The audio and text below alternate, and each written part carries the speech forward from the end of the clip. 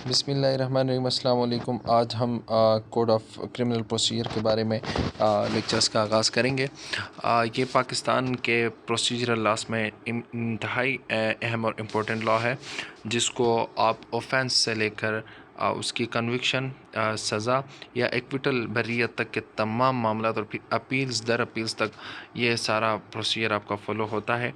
इसको code of criminal procedure of Pakistan भी कहा जाता है। सबसे पहले हम इसके सेक्शन वाइज हम इस पर चलेंगे।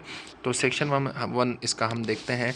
तो सेक्शन 1 कहता है कि short title full stop commencement.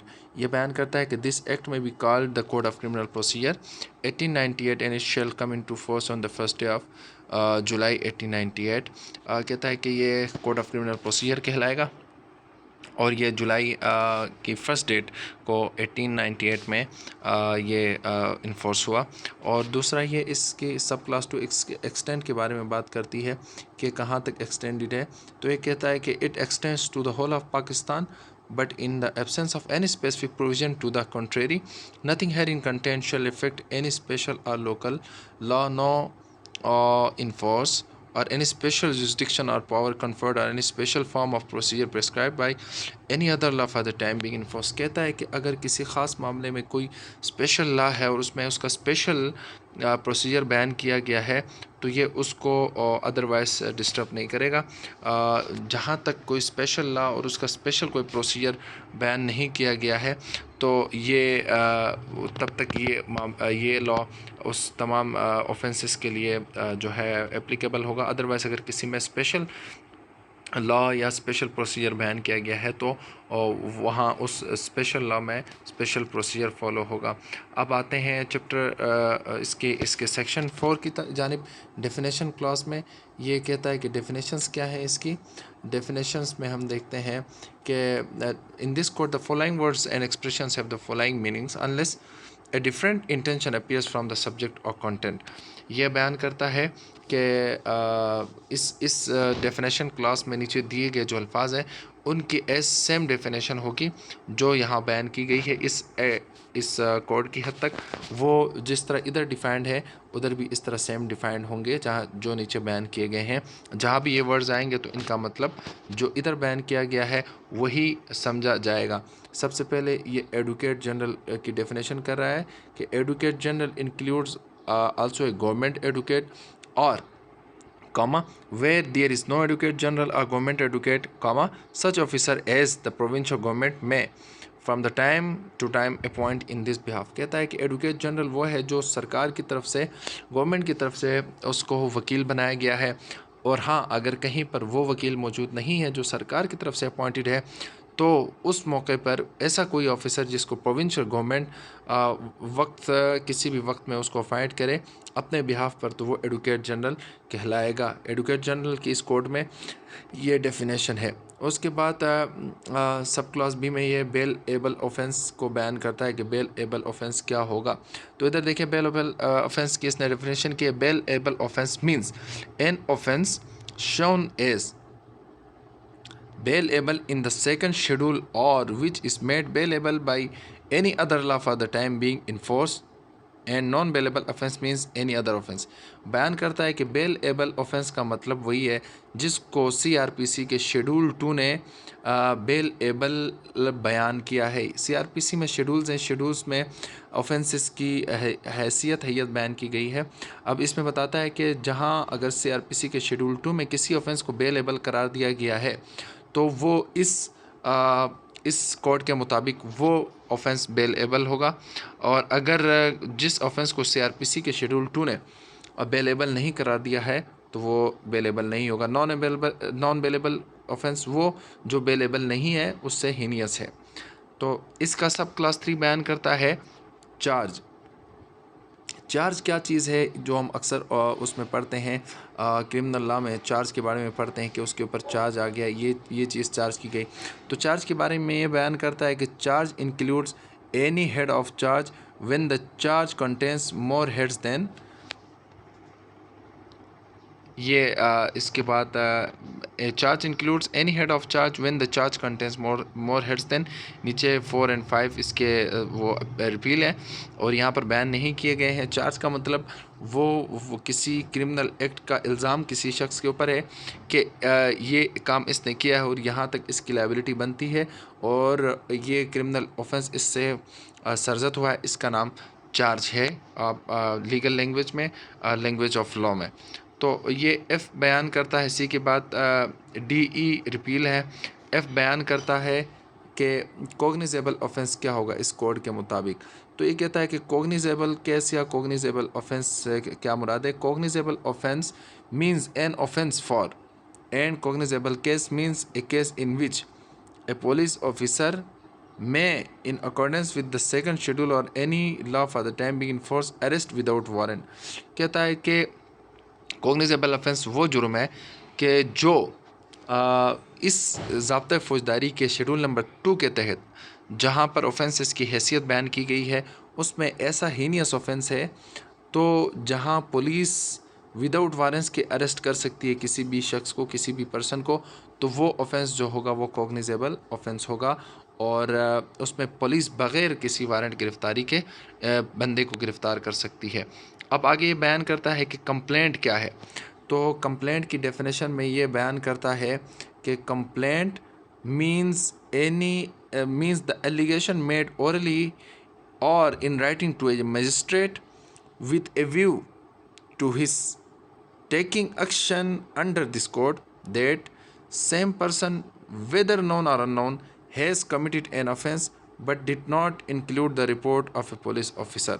Complaint की डेफिनेशन ये कोड करता है कि मीन्स द एलिगेशन। कंप्लेंट क्या है? एक एलिगेशन है, इल्ज़ाम है। किस चीज़ का इल्ज़ाम है? Made orally or in writing, ज़बानी बयान की गई हो या लिख कर दी गई हो। किसको? मजिस्ट्रेट को, to the magistrate with a view to his taking action under this code, कि वो इस कोड के तहत इस पर एक्शन ले और इस पर जो है वो सवाल करे कि ऐसा क्यों हुआ, ये किसने किया। That some person whether known और अननोन, के किसी शख्स ने, चाहे वो कंप्लेन करने वाले की पहचान का बंदा हो या उसकी पहचान का न हो, हैज़ कमिटेड एन ऑफेंस, कि उसने कोई जुर्म किया है, but it does not include the report of a police officer, लेकिन ये पुलिस ऑफिसर को दी जाने वाली रिपोर्ट नहीं है। क्योंकि जब आप पुलिस को दरख्वास्त देंगे तो वो इस्तग़ासा पुलिस का वो आपकी कंप्लेंट नहीं होगी, या पुलिस को जब आप दरख्वास्त देंगे तो वो एफ़आईआर में कन्वर्ट होगी। कंप्लेंट मोस्टली आपकी जुडिशल मजिस्ट्रेट को होती है, जो उस जुरिस्डिक्शन का जस्टिस होता है, जस्टिस ऑफ पीस होता है, जो उसको ये कंप्लेंट होती है।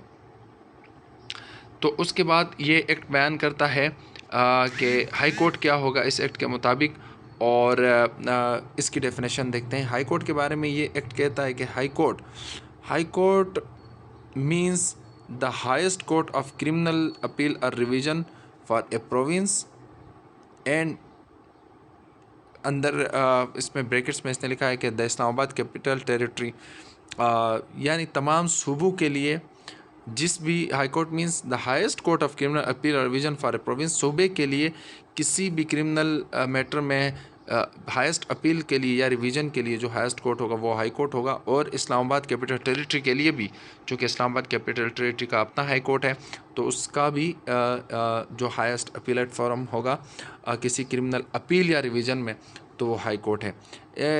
इसका सब क्लॉज के बयान करता है कि इंक्वायरी क्या होगी।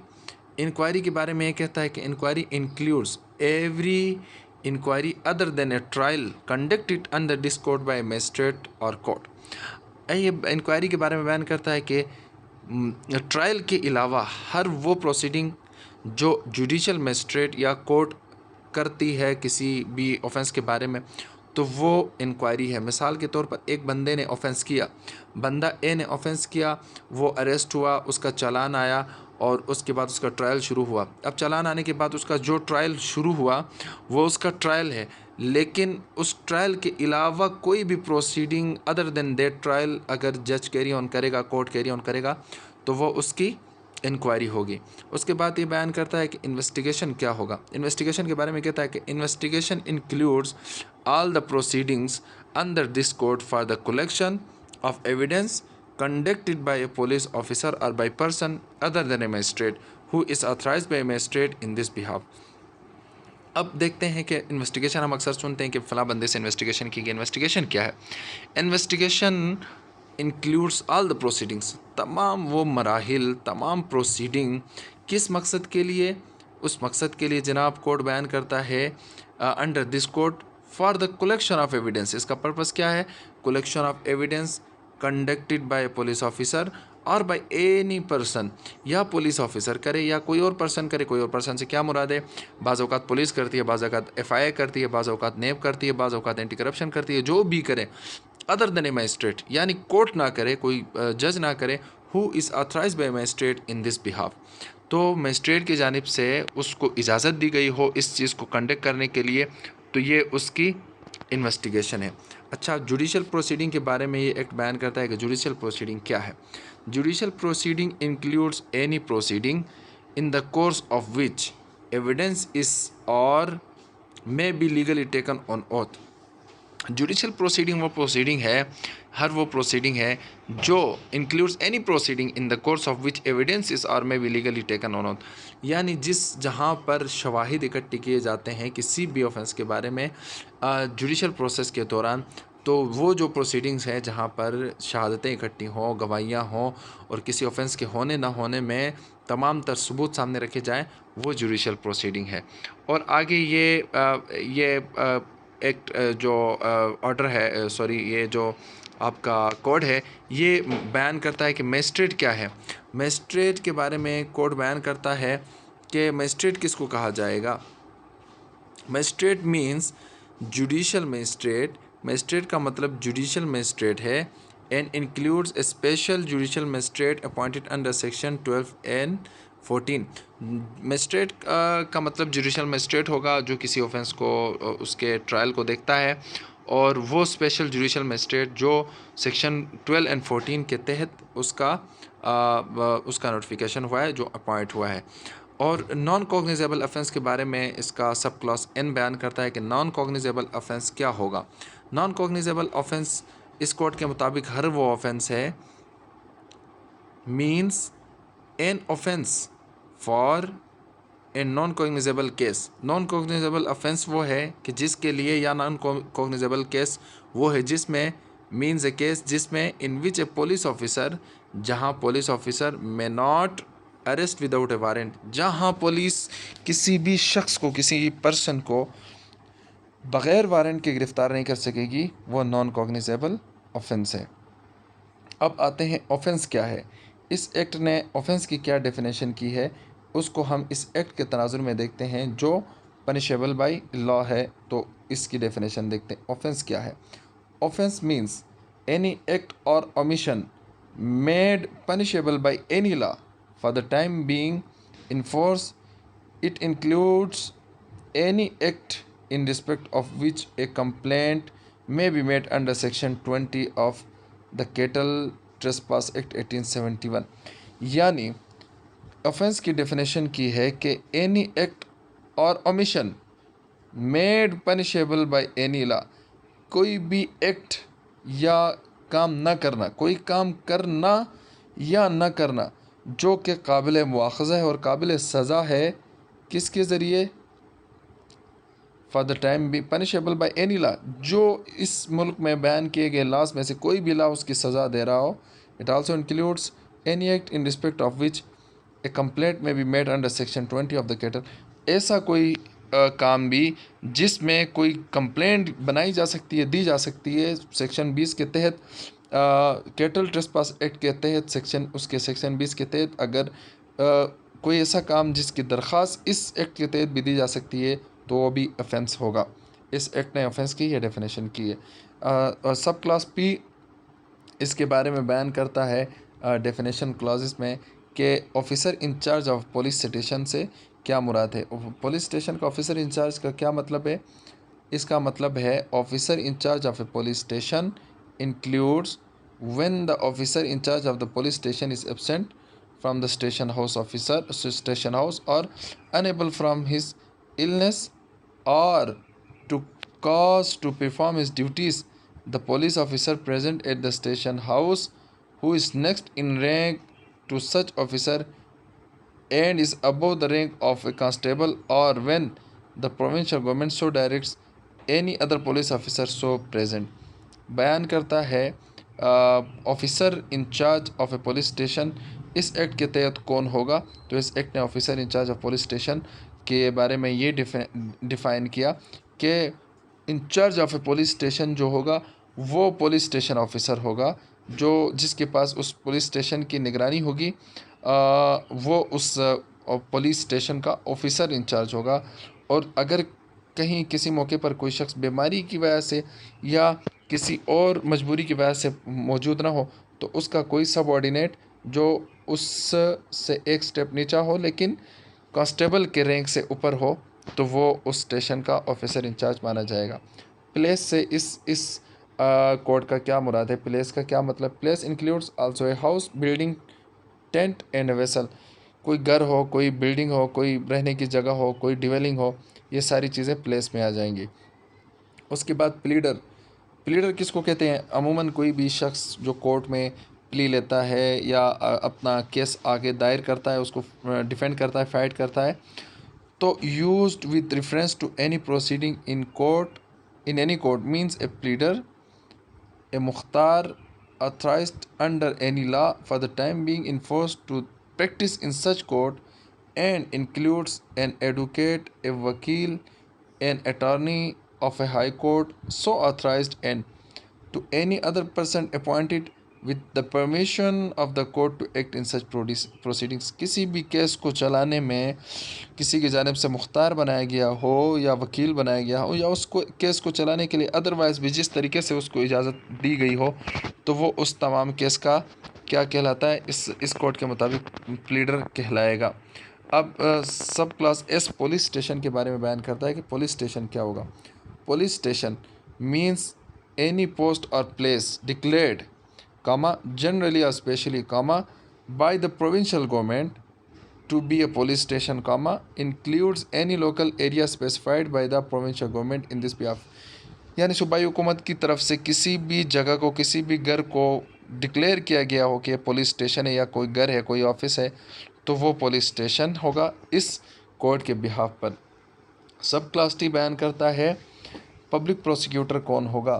तो पब्लिक प्रोसिक्यूटर के बारे में बताया कि means any person appointed under section 492 and includes any person acting under the directions of a public prosecutor and any person conducting a prosecution on behalf of the state in high court in the exercise of its original criminal jurisdiction। यानी public prosecutor हर वो शख्स है, कोई भी वो शख्स है जिसकी तैनाती सेक्शन 492 के तहत हुई हो, and includes any person acting under the directions of a public prosecutor, या उसकी हिदायत की रोशनी में कोई भी शख्स, उसका कोई असिस्टेंट, कोई डिप्टी अपना काम सर अंजाम दे रहा हो और वो स्टेट की जानिब से प्रोसिक्यूशन कर रहा हो किसी क्रिमिनल केस में, तो वो पब्लिक प्रोसिक्यूटर है। सब डिवीज़न से मुराद है sub division of any district, किसी भी डिस्ट्रिक्ट की जो सब डिवीज़न है वो सब डिवीज़न है इस कोड के मुताबिक, यानी तहसील कहते हैं। तो आज के इस लेक्चर में हमने सेक्शन 1 और सेक्शन 4 पढ़ लिया, जहाँ पर हमने डेफिनेशंस पढ़ ली। उन डेफिनेशंस अगर हमें मालूम हो तो इस सारे एक्ट को समझना बहुत आसान है। अगले टॉपिक में हम इंशाल्लाह आगे नेक्स्ट हम पढ़ेंगे तमाम सेक्शंस, और तब तक के लिए इजाज़त। चैनल को लाइक सब्सक्राइब कीजिएगा और अपने दोस्तों के साथ शेयर कीजिएगा। अस्सलाम वालेकुम।